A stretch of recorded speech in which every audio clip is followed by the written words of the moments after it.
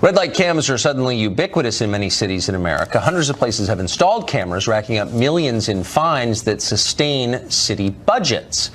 Are the cameras a wise idea? Are they even constitutional? Is it a moment when government goes from being people who are sworn to protect you to people who are trying to exploit you?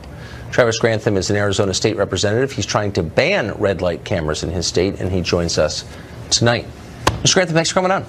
Thank you, Tucker. It's good to be with you. So is there any pretense, are we pretending that red light cameras are here to help us, or are we just admitting they're here to fleece us, treating us as marks for politicians? No, it's pretty obvious what they're here for, and I was taught early on in my political career, which has only been a couple years so far, that if you ever want the answer to something, just follow the money. Yeah. Ironically, we've had this bill in front of committee. This is the second year in a row. Passed it out of the House last year, and the cities and towns that come in and argue for this type of mechanism and this type of device, it always comes down to revenue, revenue, revenue. I said, well, open up some toll roads in your towns and cities then, and let's just throw these cameras in the garbage. But I thought government was there to protect you, not exploit you, take your money.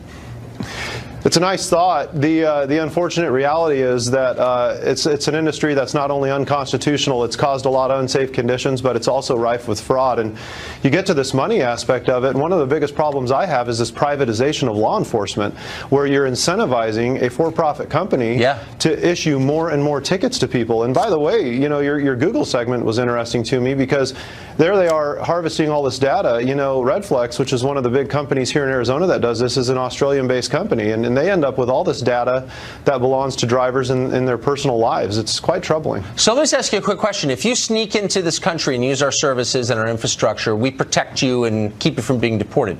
But if you were to spray paint the front of a red light camera, thereby, saving your fellow citizens, you'd probably be arrested, right?